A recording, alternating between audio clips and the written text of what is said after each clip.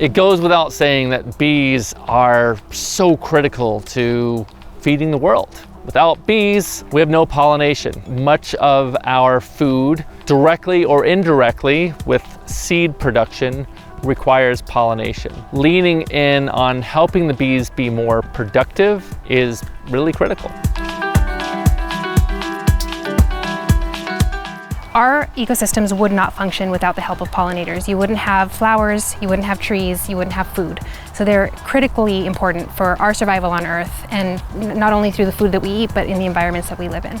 For growers and beekeepers that depend on honeybees, the colonies are declining in terms of health and vitality, and many beekeepers are concerned it's due to the placement of those colonies in blueberry fields.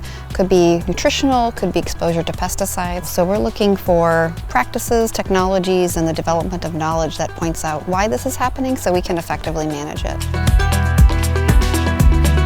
In the USHBC BerrySmart project, what we found is we initially mapped blossom variability across different varieties of blueberry fields. We then mapped the berry variability, turned that into fruit set, and then while we're at it, just stumbled into mapping the locations of the bee hives.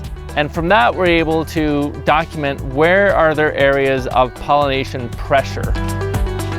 Commercial beekeepers lose about 40% of the bees every year. There's poor nutrition, there are pests, there's pesticides, extreme weather with climate change. All these things combine together to result in 40% loss. And we realized we really need to give beekeepers a tool to manage their hives at scale. What they're missing is the base technology. They're still using technology that is 150 years old.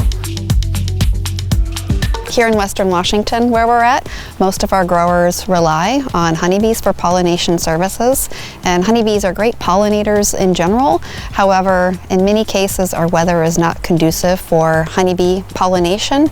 In addition to that, the flowers of blueberry are not really well adept for pollination by honeybees, so it poses a lot of constraints and challenges for growers and beekeepers alike. Today we're here at the USHBC BerrySmart Fields project, and our focus is to bring disparate data points together into map layers that are actionable, where growers can make decisions. Technology is critical when it comes to getting down to the bottom of the why, whether that's disease pressure, pollination challenges, fertility challenges, often water challenges. So it helps the growers do more in a resource-scarce world. Bees are an incredibly diverse group. There's over 20,000 bee species in the world, and agriculture depends on one.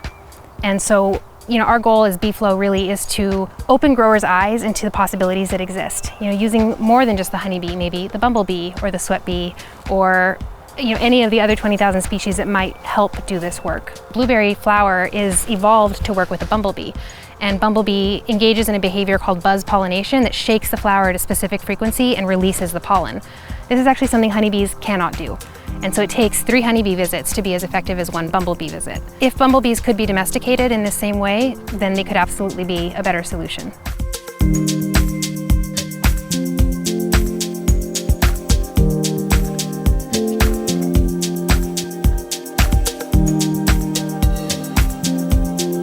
Burrow is a vision-based system that also operates with GPS alongside. Cameras at the front and the back of Burrow see the environment, understand how to navigate in that environment. In the case of traversing a row, Burrow knows what the row looks like and it knows how to follow that row.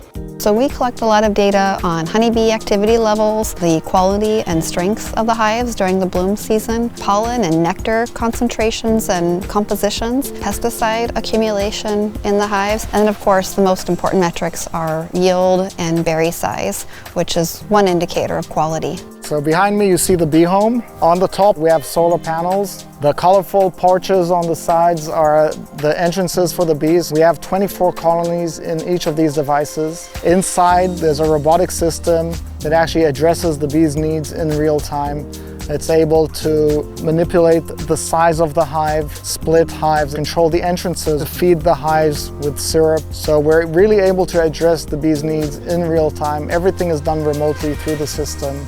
So BeeFlow provides professional pollination services to growers. We think of it as end-to-end pollination, which includes logistics and planning, as well as a set of technologies that help focus the bees onto the crop and helps to boost their immune system, and forage at colder temperatures, which is a big challenge that exists here for pollination in blueberries in the Pacific Northwest. We also do data and analytics for the growers to help them understand how pollination is going in real time, which is something they never really had before. And we're really trying to open that black box and give growers information so that they can take action. So all these companies that have a shared goal of trying to help the growers. And the growers on the other side, they don't necessarily know what's being sold and what's legitimate data. So that's where universities and public institutions can step in and test the technologies and share the data so that there's more confidence in the technologies being advertised and promoted to the growers. Focusing on the economics for a grower is absolutely critical. Sitting down with them as part of this progress through field days and having iterative discussion and take feedback from growers as to what their interests are, how they could apply this, where they believe it's useful, and even other folks in the ecosystem like beekeepers as to where they see their role in the evolving ecosystem.